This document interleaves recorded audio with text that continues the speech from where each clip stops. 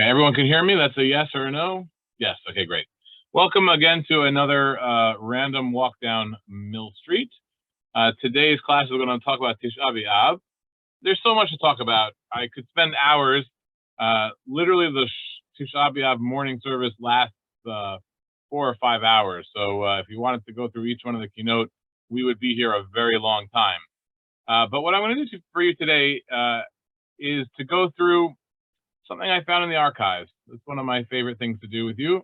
And that is a collection of the Minhagim of Shearith Israel for Tisha B'Av that were recorded by Jacques Judah Lyon in 1852.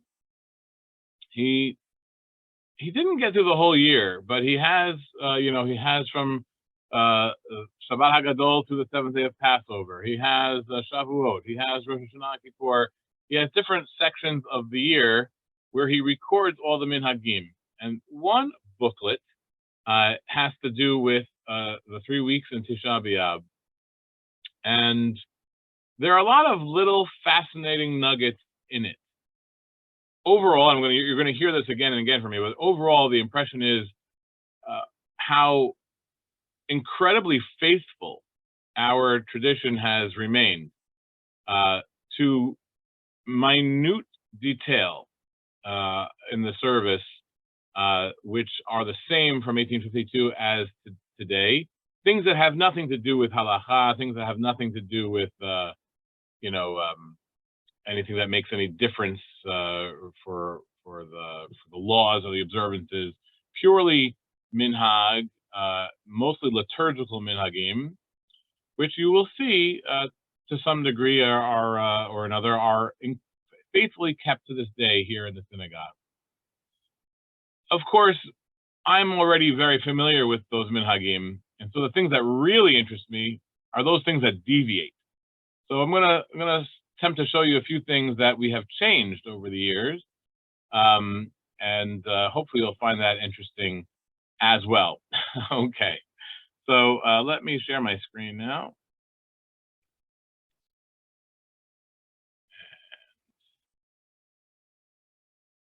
I think this is it. Let's see.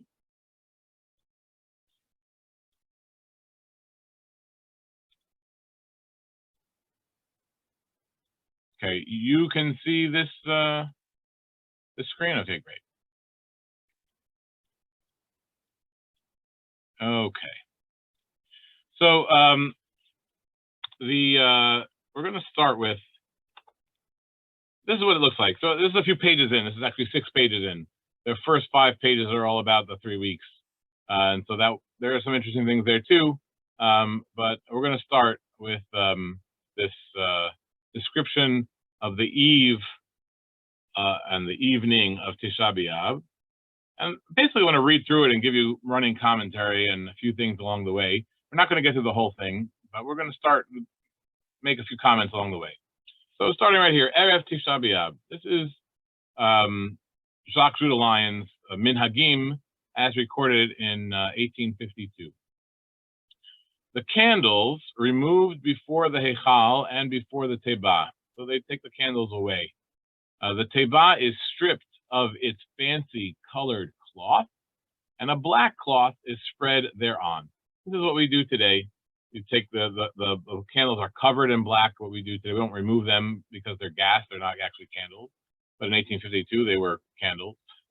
And they're covered in a black cloth, and we cover the Teba in black, just as it says here. The Eichal has a parochet hanging in front of black cloth, covering both the doors with a vent, I think that's what it says, or a rent in the middle. This is also exactly what we do today, and I want you to take note of this vent or rent in the middle, because we're going to talk about that a little later. The 10 Commandments on the top of the Eichal are wrapped up in black. We do not actually do this today, although I will ask John if he has the ability to. Why not? Doesn't seem like it's too hard to try to do that as well. Between the Heichal and the Teba, meaning the reader's desk and the ark, is placed a small table covered with black cloth. with these chairs, with these chairs by the same for the Parnas and Sagan, there being such officers, meaning if there's a Parnas and Sagan present, they get to sit at this table. And one far off from the table for the person who holds the Sefer during the Haftarah. This is exactly what we do today. There is a table we put in front of the Teba, low, meaning the Teba is raised up on steps, so this is low on the ground between the Heichal and the Teba. On that table are the Parnas, as well as the Chazanim. We'll see that later. And then to the side, a little further away from that table, is another chair, which for the person holding the Sefer sits at. No lights in shul, by the way, note the use of the word shul, except 2 candles on the table, and every person provided with a piece of candle. And this is essentially what we do today, although we don't use candles anymore. Every person is provided with a flashlight. But this is, those of you who are old-timers in the synagogue will, I'm sure, have heard stories or maybe even remember yourself from your youth using candles in the synagogue. This is still done in Philadelphia, by the way. They still give everyone a candle. I think we don't do it because it's a fire hazard. And also it's we have such crowds. You know, if we have small crowds, it might be doable actually, but I'm not sure where everybody can put their candle while they're reading their books. So anyway, we'll keep reading here. The Ner Tamid is not supplied or trimmed on this occasion, meaning they just let it go out. They don't actively turn out the Ner Tamid, but they don't re-put oil in it, and they don't trim the wicks. So they just let it go out. It is prohibited to wear leather shoes during the fast. The Sefer Torah is used during the fast is wrapped in black wrapper before the fast, a winding and a mantle, and has 2. And I looked this up. I think it says fristons in the shape of rimonim, covered with black. I am not 100% sure what this word says, but I think it says fristons or fristons.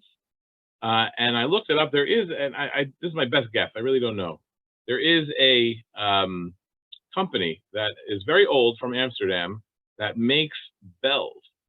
And one of the names in that company is Friston, and I think people used to call bells Fristons or Fritzens, and that's my best guess as to what this word actually is. But anyway, we do this today. We have 2, they're basically wooden, or maybe they're paper mache, or I don't know exactly know. I think they're wooden, made to look like a bell, and it's covered in black, and we use that for the Torah scroll on Tisha B'Av. These are instructions about what is done before the start of the fast, so the afternoon before the fast begins. Interestingly, he tells you also, if I can move this off to the side, how long the service in the year 5605, that's actually even earlier, that's like 1845, being the 12th of August, Sabbath, commencing at 6:30, and the service commenced at 7:30. So it gives you the time that the service started in that year. Chazan sits at the table there. You'll see where I'm getting to soon. And then he tells you about the service on when it's not just a regular evening, but on Motzei Shabbat.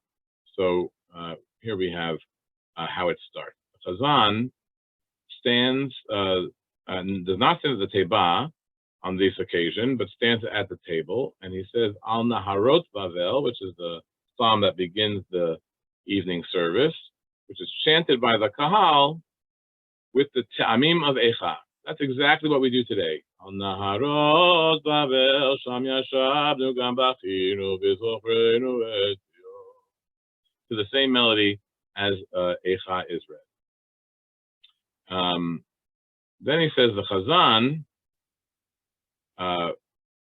repeats the end of the psalm that's sung by the congregation. The Chazan repeats the end with a bass voice and a low voice from Ashrei She'ochez V'Nipet to Al Hasala, and then he says our beat.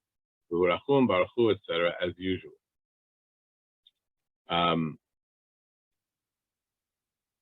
And then when you get to the end of the arbit, there's a kaddish, after which the chazan sits down on one of the chairs and begins, Lemi Yevke. That's exactly what we do.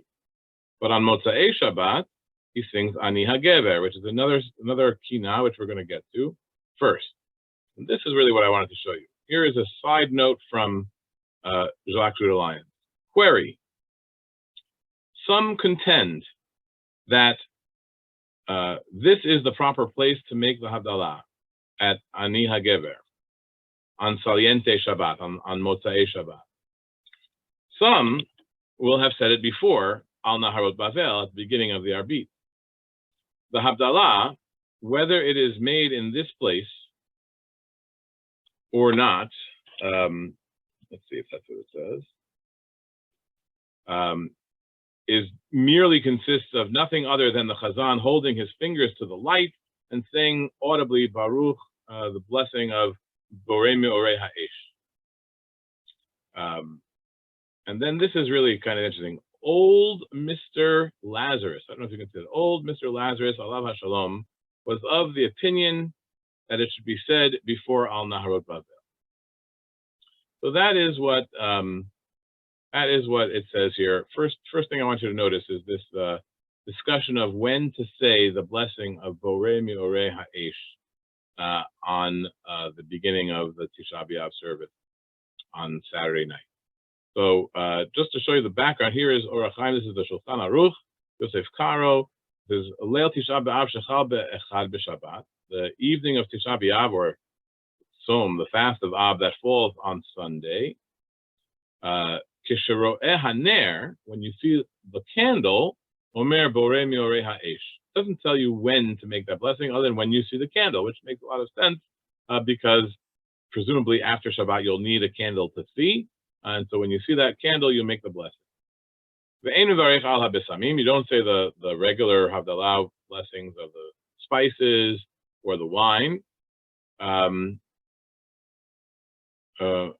you wait till after Tisha B'Av, after the fast is over, you make Havdalah on the coast, on the wine. You don't make any other of the blessings, just on the wine. That is what says the Shulchan Aruch says. Here is Abu Darham, which precedes the Shulchan Aruch by quite a bit. Ein mavdilin ala kos, you don't make a Havdalah on wine ad motzei Tisha B'Av, until after Tisha B'Av is over. Ve'ein merechin eitzei besamim, you don't smell the spices. B'pnei shebeleil Tisha B'Av ein la'asot nachat ruach, you're not supposed to have this extra spirit, the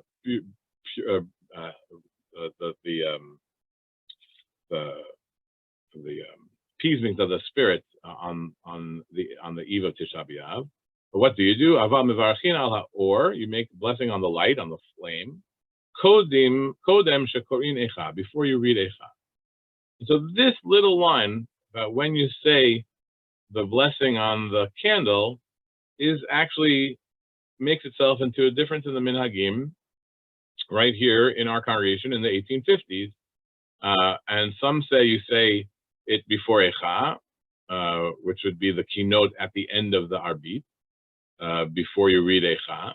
And some say you say it right at the beginning of Arbit at Al Naharot Bavel, which would be like the first opinion. As soon as you see the flame, you make the blessing.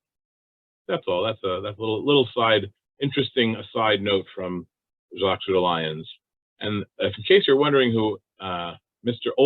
Lazarus was, that is Elazar, or Eliezer Lazarus, who was the grandfather of Emma Lazarus. Emma Lazarus' grandfather was a kind of a scholar, a learned person here in New York, and he actually served as chazan, or like an interim chazan, or a backup chazan, as Gershom Mendes got older, and they had Isaac Mendes and other chazanim. He sort of held the consistency between several different chazanim in a short period, and he was the backup chazan and taught all of them, including Jacques Lyons, when he came in 1840. And so Mr. Lazarus is given the last word here, that we make the blessing before Al Naharot Babel, which is like the Shulchan Aruch, by the way. And that's exactly what we do here. We come to synagogue. I mean, everyone's given their candles or their flashlights already. But right in the beginning of the service, before we sing Al Naharot Babel, we make the blessing of Borei Miorei Haish. Okay. If you have any questions or comments, feel free to put them in the text in the chat. I am curious if anybody has or has seen the custom to say Borei Miorei Haish, not at the beginning of our beat, but after the Amidah and before you say Eicha. That would be interesting to me if anyone does that. Okay. Moving along. So right here, he says there is a special kinah for the Saturday night, and it says on Saliente Shabbat, which is Motzei Shabbat, immediately after being seated, the Chazan chants the two first verses of Ani HaGeber and Shabbat Zeh, after which the two last, Kum B'Rachamecha and Nachem, the intervening verses being omitted. Now, I find this interesting because this is exactly what we do today, and I would have thought that maybe that was some kind of shortening that is a new thing, but no, they were already doing this back in 1852, and presumably even before that, since he's writing down the Minhagim for posterity, it wasn't something brand new.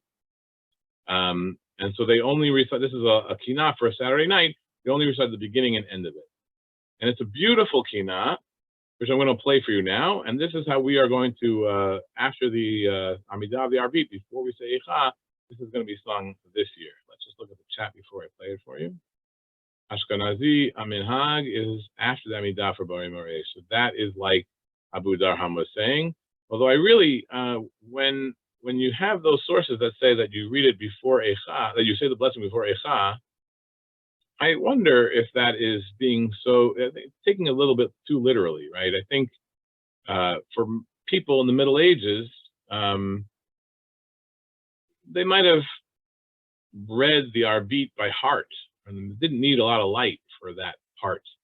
But when it came to reading Eicha, they didn't know that by heart. And so they would have had to have a candle. And so you would have, so it tells you have to say the blessing before the candle. When you're going to use a candle in front of you. I wonder, I don't know for sure, but I do wonder if there's, people are being very didactic in the language when to say this blessing. It really just means when you need the candle, you say the blessing. But anyway, I digress. Thank you, Rabbi. So let's listen to this kinah for Saturday night. This is Rabbi Ira Road singing. Ani HaGeber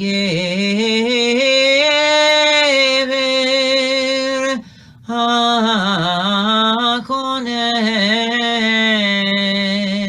Pelezeh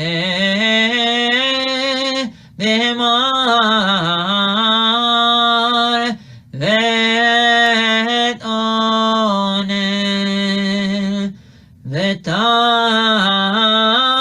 V'hinam V'tachat V'hinam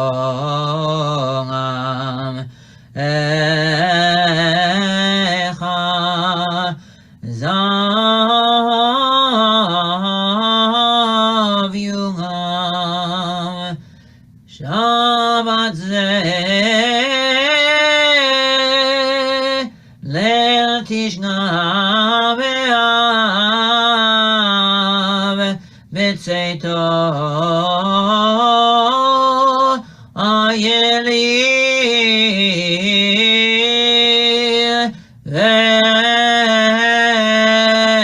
V'Eldav V'Emsechos Targela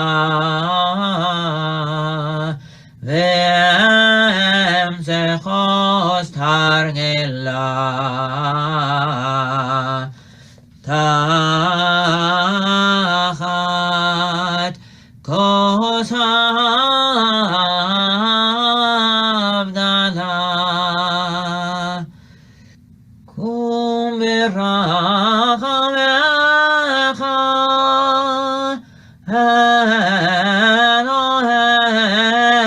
Eloheinu verachem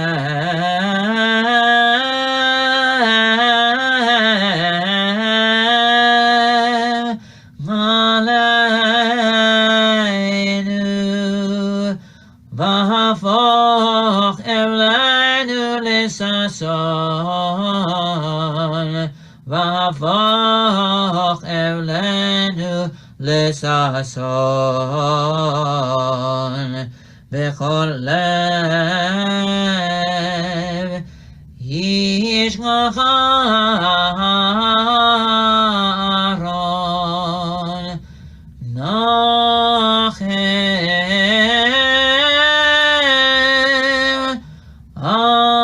Avelei Zion Me'achanim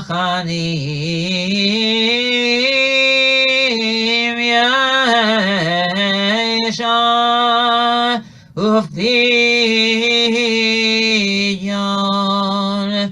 Beshu Shevut B'nai Yisrael Beshu Shevut B'nai Yisrael Uva Letzion Goel Beshu Shevut B'nai Yisrael Beshu Shevut B'nai Yisrael Uva Letzion Goel.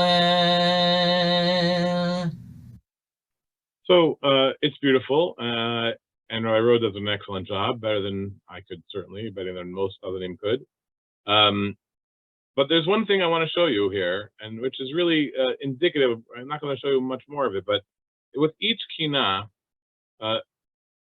Reverend Lyons tells you all sorts of little details. So like in this one, in addition to telling you what's skipped as part of the minhag, he also tells you which words get repeated.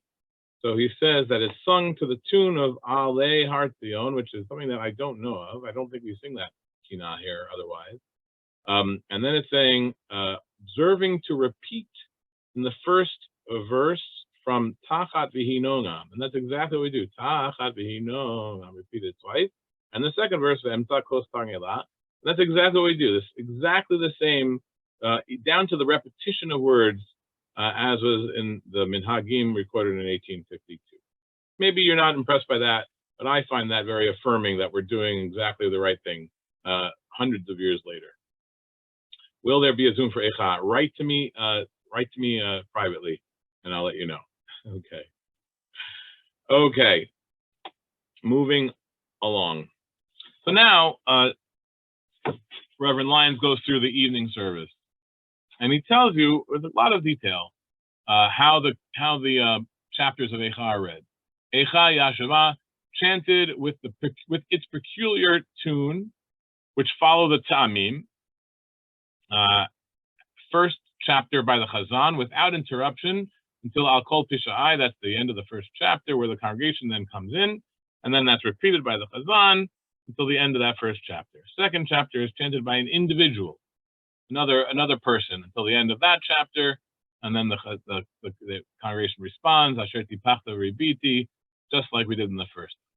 Third chapter, Ani HaGever, is chanted by another until Al Kein Ochil, the Kahal chanting the verses in the middle, Achastei Adonai, which are repeated by the reader, who then continues without further interruption until V'tashmidem, which is at the end of the chapter.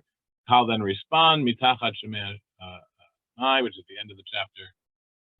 And that's exactly the, reader, congregation comes in for the last verse, and the reader, etc., etc. Now, this is something interesting. Echa Yuam, this is the fourth chapter, chanted by another without interruption, and now let's see if we can read this. This is what I wanted to focus on. I was informed that the custom prevalent in this community is to read this chapter 4 in conjunction with Zechor, which is the 5th chapter. The 4th chapter is read together with the 5th chapter by the same person without even observing the responses at the end of this chapter. Then he puts in a parenthetical note, very improperly, the Zachor being a separate and distinct chapter. This custom probably originates, this is Reverend Lyons' suggestion, probably originates from the fact that these two chapters are printed in connection in a book published by Samuel Rodriguez Mendez, not the De Silva Mendez book, in 5486. I don't know what year that is, but it's pretty early. A copy of which was placed in the hand of Reverend Lyons by Theodore Statius, Esquire, son of the late Reverend Gershom Statius, purporting to be the book whereupon the Chazan had officiated in the synagogue on the fast. The reader proceeding, let's see, then it comes to that's towards the end of the 5th chapter. But he tells you that at least as of 1852, the custom was to read the 4th and 5th chapter by the same person without interruption. Reverend Lyons doesn't like it, but he records this custom nevertheless. And then he tells you about the ending. We don't have, I'm going to skip that over for now because otherwise we'll be here for too long. So, but what is this thing with the 4th and 5th chapter going together? So I found the book that he's referring to, not the actual one that Gershom Mendes Statius held in his hand that was placed in the hands of Reverend Lyons by Theodore Statius, but another copy, because you can actually find a lot of old prayer books online. And so I found one of this edition, and sure enough, 4th chapter goes right into the 5th chapter with no interruption whatsoever. And so I think Reverend Lyons is absolutely correct. There was no natural break in the prayer book. And so the same reader just kept reading, which is kind of strange to us since it's a separate chapter. Then I was thinking, why should that be? Is it just a mistake that this is printed this way? That's a very strange thing between the 4th and the 5th chapter to have no interruption. And so this is something that requires a little more research, but just in a few minutes of time, I decided to look at the Masoretic codices. I looked at one, the main one, the Leningrad Codex, and sure enough, there is something interesting to be found in the way that the chapters are marked. And here, these are pages from the Leningrad Codex. By the way, the Leningrad Codex is the earliest complete manuscript of the Tanakh with its Masoretic notes, meaning all the divisions and the psukim and the ta'amim and all the notes that go along with it on the side. And this dates from like the 11th century, from very, very early. And we know who the scribe was. It's from from one of these famous Ben Asher families. So this is like the main edition of the Masorah that people use. People talk about the Aleppo Codex perhaps a little more because it's well known, but the Leningrad Codex is the one that's used because we have the whole text. Anyway, that's just a side to show you how it's written. Echa is the first chapter. Then we have the 2nd chapter, and you'll see a full line. That's called a ptucha. That the line is open, a full line between the two chapters. Same thing happens from the 2nd to the 3rd chapter. Full line is finished. The 2nd chapter, full line is skipped. The 3rd chapter is started. Same thing between the 3rd and the 4th chapter. 3rd chapter ends. 4th chapter starts. Echa Yom Zahav. But look what happens at the 5th chapter. The 4th chapter ends. There is something called not a ptucha, but a stuma, where they don't start it on the same line, but there is no break like the other chapters. It just goes, half the line is empty to start the Zechor Adonai Ma'ayalan. I don't know why that should be. I don't know why the difference is. This will require additional research, so I'll have something to talk about next year. But this is it's not just a mistake. There is some reason that those chapters are put together.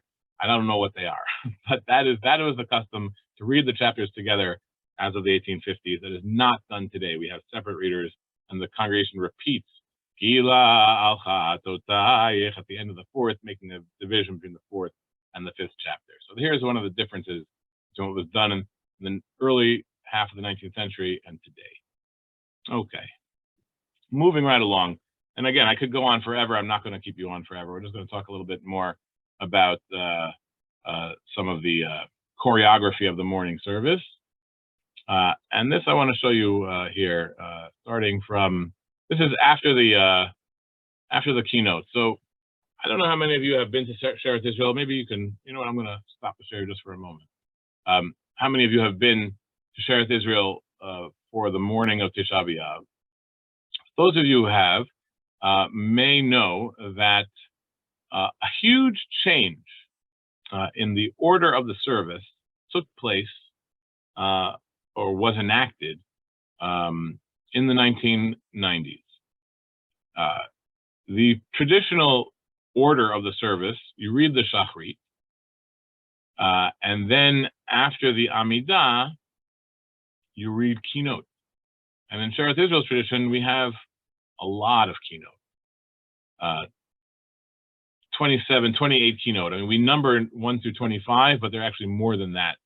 Those are the ones that are sung responsibly with the congregation by different readers, but there's actually ones that are read by the Chazan before and after those 25. So there's a lot of keynote. And that happens after the Amidah.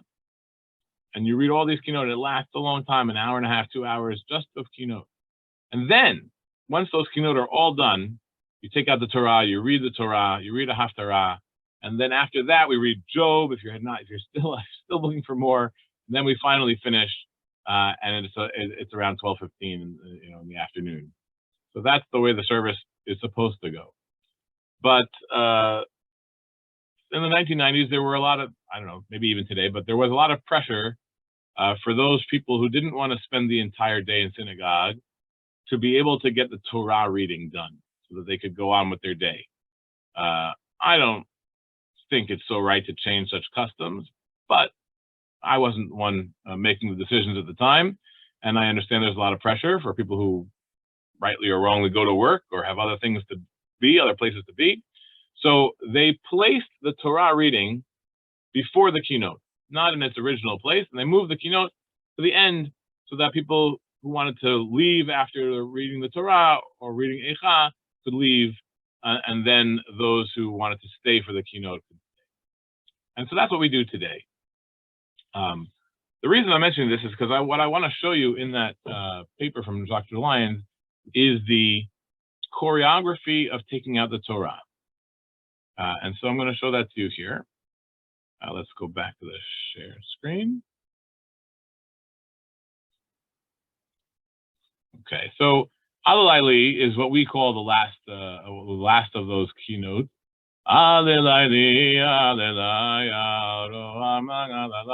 It's a rousing kind of kina, which interestingly, Lyons says was sung by the congregation together, not by a single reader, but by the congregation together. We don't do that today. We have a single reader read it, but then it was sung all in unison by the congregation. That is finished. There's a Kaddish, after which, and this is what I want to show you, the sing of Al Heichali, as directed in the evening, meaning this is a kina that already appeared in the evening.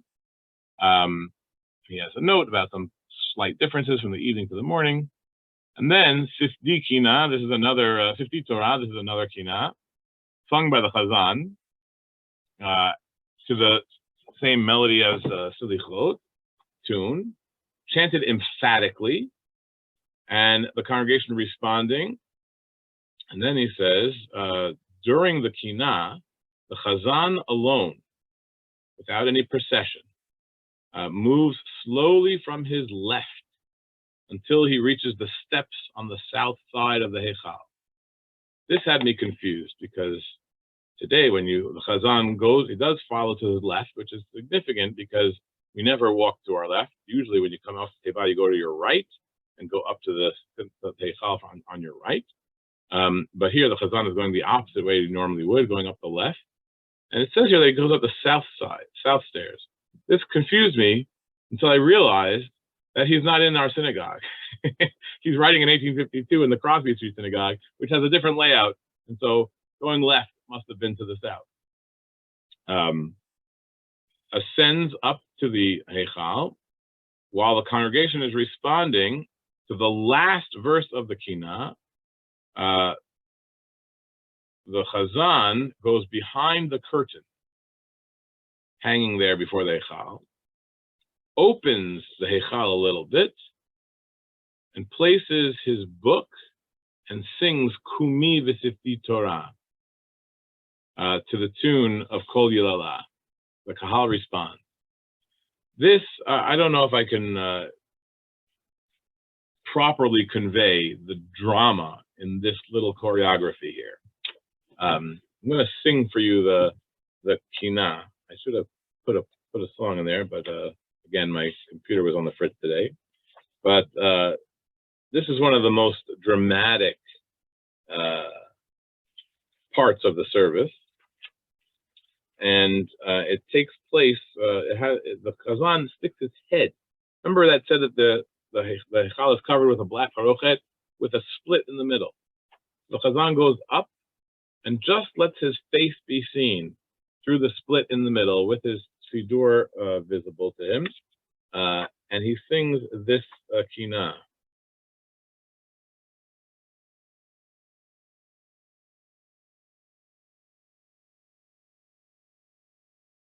Kumi V'Sifti Torah V'Ngasi Kinot Zechira V'Tishra B'Yav Yom Sarah Ubuma B'Yom Ebra B'Yom Avchi Chara V'necharav libi v'ngazara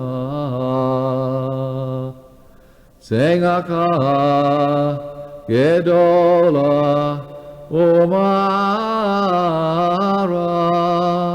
Zot chukat haTorah.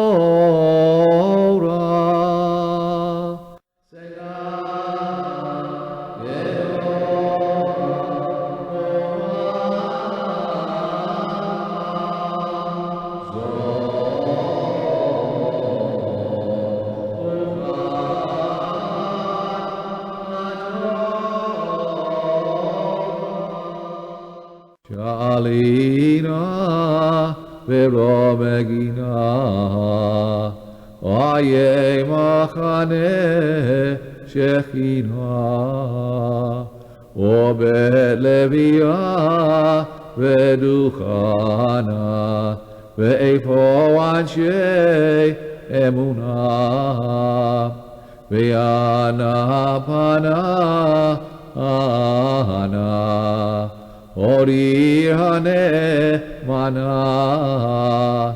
echayeta lezona mekudeshet rishona lezot libech ma'ikra kemo levisha metzera sengaka Gedola Omara Zot Chukat HaTorah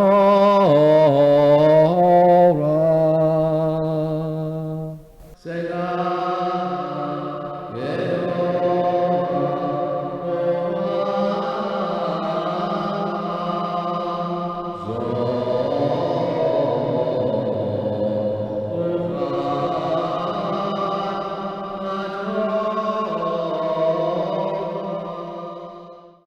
This is all taking place where you just see the Chazan's face. And the thing that amazed me is that this is written, this is exactly what's described here. You have to know a little bit. He opens the Heichal a little bit and places his book in it and sings Kumi. He opens this little split in the parochet and sings this Kina. And then at the end, he takes out the Sefer Torah and carries it down from behind the curtain and repeats the last Tzingaka Gedola, walks back as usual to the table while reading Bimkon. I don't think I properly conveyed to you, but I tried my best. And if you want to know really what it's like, you should come and see it, because Ro does a good job of it. But my memory, burned in my mind's eye, is Dr. Gerstein, who made a good show of having his flashlight on his face. And so you let yourself just imagine, you just saw this head without anything else in the middle of a black background, singing Tzingaka Gedola Umara Zot Chukat Torah. Yeah, it's pretty moving. Anyway, my point here is that this is exactly what was being done 150 years ago, 200 years ago in Shearith, Israel, as is done today.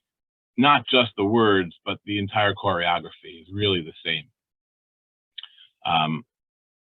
And now I think we're going to just close up a little bit with one last thing, which I didn't do a whole lot for you on, but just something that I thought was interesting.